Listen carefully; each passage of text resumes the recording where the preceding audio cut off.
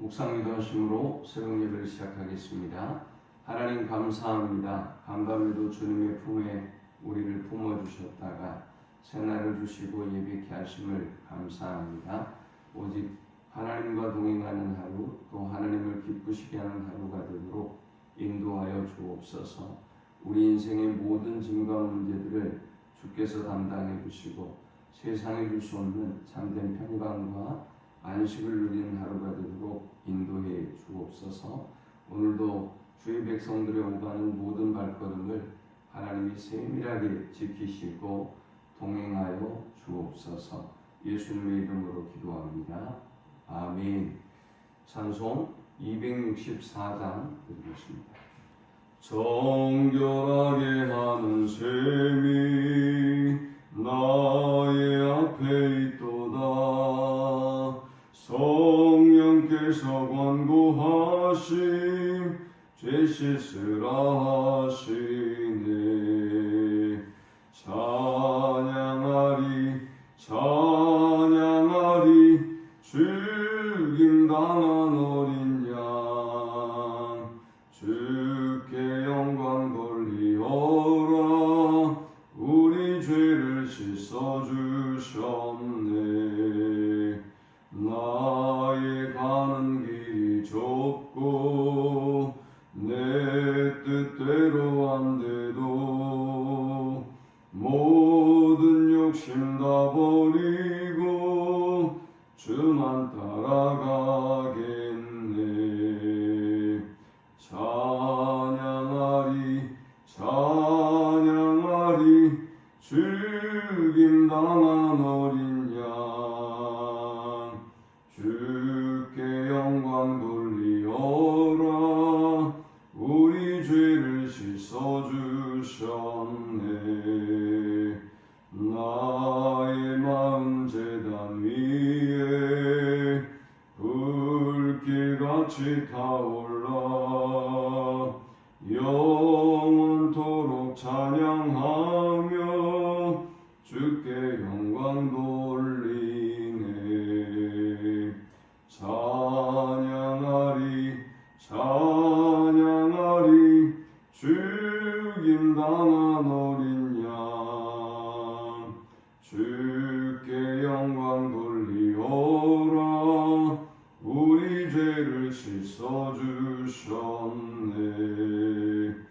한량없는 주의 은혜 나를 영접하셨네.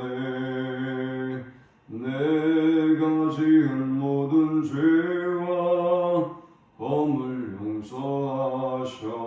용서하셨네. 찬양하리 찬양하리 죽임당한 어린 양 주께 영광 돌리어라. 우리 죄를 씻어주셨네. 성부 하나님께 영광, 성자 예수께 영광, 성령님께 또한 영광 모두 돌려드리세. 찬양하리 찬양하리 죽임당한 어린 양 주께 영광 돌리어라. 우리 죄를 씻어주셨네. 아멘. 오늘 이 시간에 주시는 살아계신 하나님의 말씀은 신약성경 누가복음 19장 42절에서 48절까지의 말씀입니다. 가까이 오사 성을 보시고 우시며 이르시되 너도 오늘 평화에 관한 일을 알았더라면 좋을 뻔하였거니와 지금 내 속에 숨겨졌도다. 날이 이를지라 내 원수들이 토둔을 쌓고 너를 둘러 사면으로 가두고 또 너와 및 그 가운데 있는 자식들을 땅에 메어치며 돌 하나도 돌 위에 남기지 아니하리니 이는 내가 보살핌 받은 나를 알지 못함을 인함이니라 하십니다. 성전에 들어가 장사하는 자들을 내쫓으시며 그들에게 이르시되 기록된 바 내 집은 기도하는 집이 되리라 하였거늘 너희는 강도의 소굴을 만들었도다 하시니라. 예수께서 날마다 성전에서 가르치시니 대제사장들과 서기관들과 백성의 지도자들이 그를 죽이려고 꾀하되 백성이 다 그에게 귀를 기울여 들으므로 어찌할 방도를 찾지 못하였더라. 아멘. 예수께서 예루살렘 성에 입성하셨습니다. 예수님은 이 예루살렘 성전을 바라보시면서 우셨다라고 말씀하고 있습니다. 예수께서 예루살렘 성전을 보시면서 우셨던 이유는 극도의 그 슬픔과 안타까운 마음을 표하고 있습니다. 예루살렘이라고 하는 말의 의미는 원래 평화의 마을이다라는 의미입니다.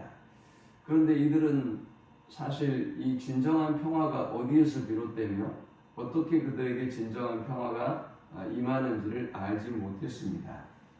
이 예루살렘 성이 심판을 받은 이유를 42절에 이렇게 말씀하고 있죠. 이르시되 너도 오늘 평화에 관한 일을 알았더라면 좋을 뻔하였거니와. 그러니까 평화에 관한 일을 그들은 알지 못했던 것입니다. 겉으로는 평화스럽고 겉으로는 안전하게 그들이 그 성을 지은 것 같았지만 그러나 이 평화의 근원이 예수 그리스도에게 있음을 그들은 알지 못했던 것입니다.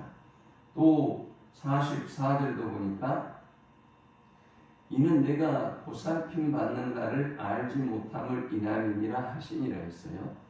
하나님은 이 예루살렘과 또 예루살렘의 백성들을 은혜로 붙잡아 주시고 인도해 주셨지만 그들은 그 은혜를, 그 보살핌 받는 날의 은혜를 알지 못하고 있었던 것입니다. 그런 예루살렘에 대해서 하나님은 진노하시고 그리고 심판하시기에 이르렀습니다. 자, 이제 예루살렘에 입성하신 예수 그리스도와 그리고 예수 그리스도의 그 행로를 살펴보면서 우리는 세 가지 영적 교훈을 묵상하고 함께 은혜를 나누려고 합니다. 이 본문이 주는 첫 번째 영적 교훈은 예루살렘의 평화의 길은 예수 그리스도에게 있다라는 것입니다. 어찌 예루살렘뿐만이겠습니까? 우리 인생의 모든 평화의 근원도 오직 예수 그리스도에게 있는 것입니다. 예수 그리스도를 영접하고 또 예수 그리스도의 중심으로 살아갈 때 우리의 삶 속에는 진정한 평화가 임하는 것이지요. 그런데 예루살렘은 하나님의 특별한 은혜와 축복을 받은 성읍이지만 그런데 그들은 은혜를 저버렸고 평화의 왕으로 오셨던 예수 그리스도를 영접치 아니합니다. 그리고 그들은 그리고 주님은 이 예루살렘 성에 대한 심판을 말씀하기 시작합니다. 43절에 날이 이를지라 내 원수들이 토둔을 쌓고 너를 둘러 사면으로 가두고 또 너와 및 그 가운데 있는 내 자식들을 땅에 메어치며 돌 하나도 돌 위에 남기지 아니하리니 이는 내가 보살핌 받는 날을 알지 못함을 인함이니라 하시니라 했습니다. 예수님은 예루살렘의 1차 멸망에 대한 말씀을 하고 있습니다. 예루살렘은 로마 제국에 의해서 파괴되는데요. 디도 장군에 의해서 돌 위에 돌 하나도 남기지 않고 철저하게 파괴됩니다.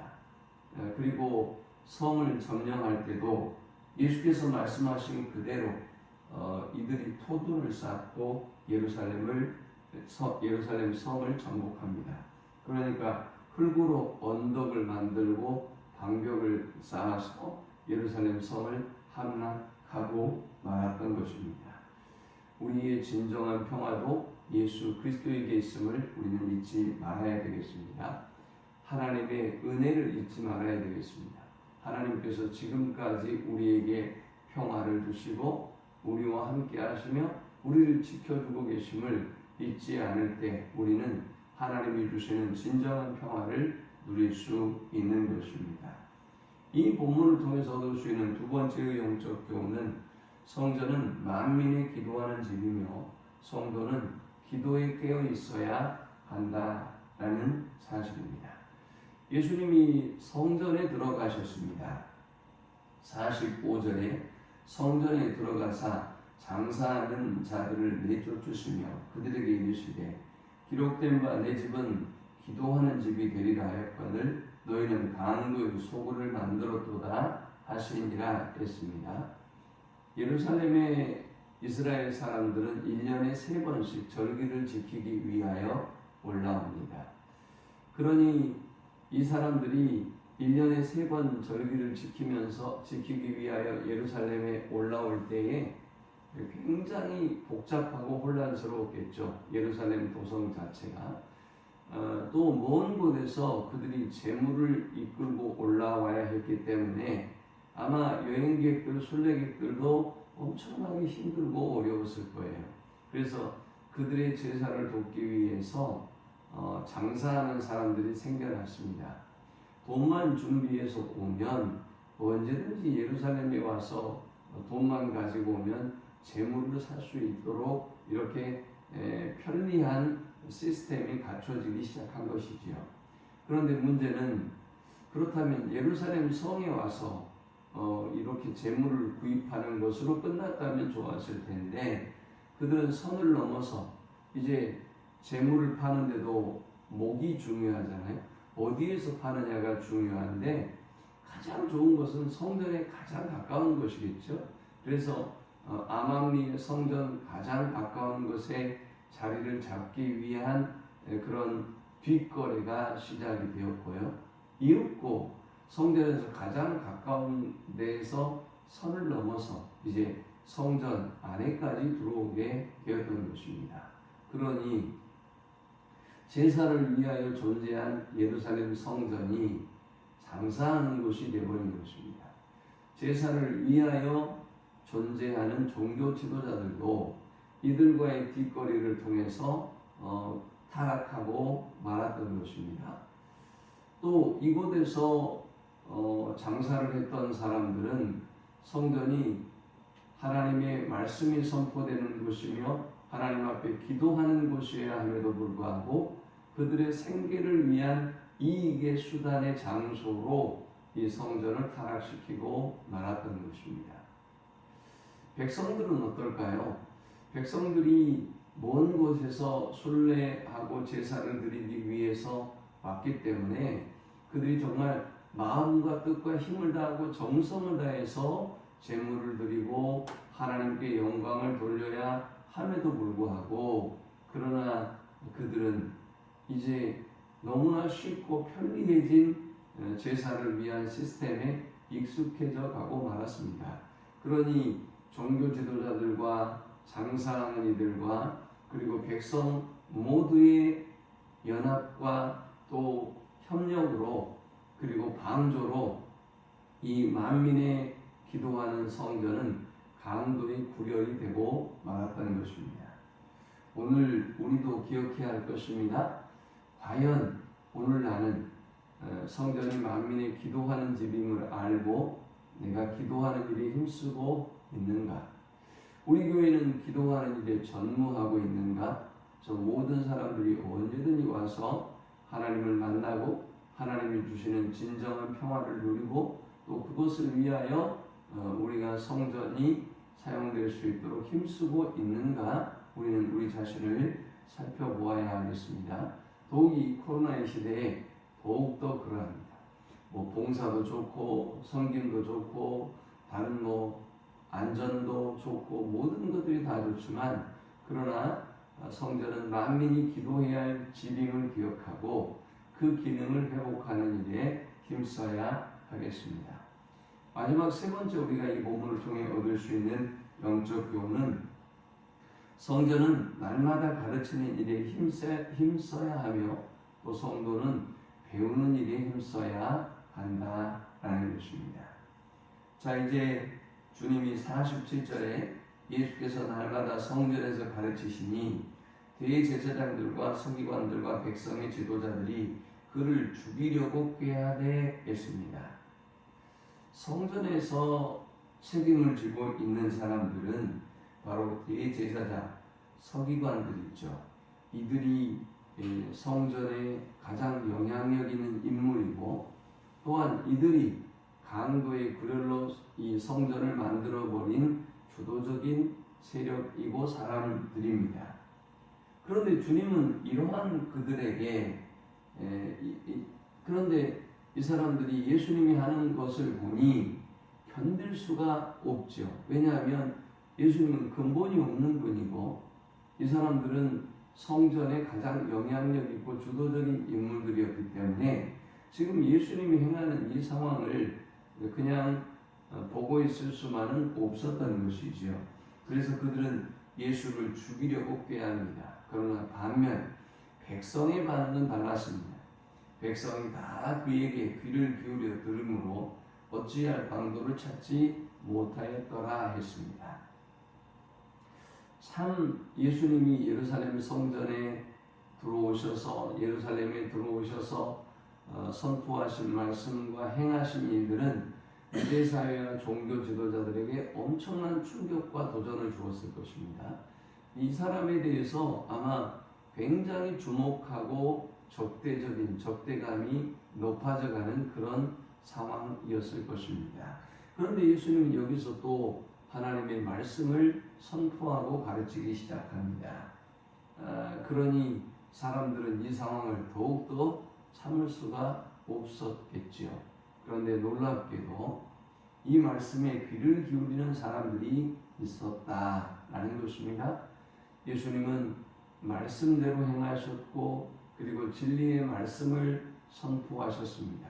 그러니 당시에 기득권을 갖고 있었던 또 세속화되었던 이 사람들은 예수님을 죽이려고 했지만 그 말씀에 귀 기울이고 듣는 사람도 있었다는 것을 보여주고 있습니다. 오늘 우리가 이 시대를 살아가면서 사람들은 세속화되어 있고 복음이 선포되고 말씀 안에 서려고 하는 교회를 핍박하고 조롱하고 죽이려고 깨하지만 그럼에도 불구하고 우리가 진리의 편에 서서 진리의 말씀을 전하는 일에 힘쓰면 반드시 듣는 사람이 있고 반드시 하나님께 나오는 사람이 있다는 것을 알고 우리는 말씀을 가르치고 선포하는 일에 힘써야 할 것이며 또 성도들은 성전의 원래의 기능대로 하나님의 말씀을 배우는 일에 힘써야 하겠습니다.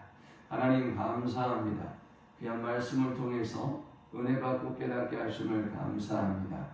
주의 말씀을 가르치고 기도하는 일에 전무하는 성전이 되게 하시고 우리가 하나님과 멀어졌던 관계를 회복해 하시며 또 나라와 민족도 하나님과의 잃어버렸던 관계를 회복함으로 진정한 평화를 하나님으로부터 누리는 우리가 되게 하여 주옵소서. 예수님의 이름으로 기도합니다.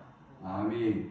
지금은 우리 주 예수 그리스도의 크신 은혜와 성부 하나님의 극진한 사랑과 성령의 인도 보호교통 충만케 하시니 오직 주님이 우리에게 진정한 평화의 왕이시며 주님만이 세상에 줄 수 없는 참된 평강을 주실 수 있는 분임을 믿고 하나님과의 먼저 관계를 회복하며 또 우리의 기도와 또 말씀을 가르치고 배우는 일에 전무하기를 소망하는 모든 주의 백성들의 머리 위에 이제로부터 영원토록 함께 있을지어다. 아멘.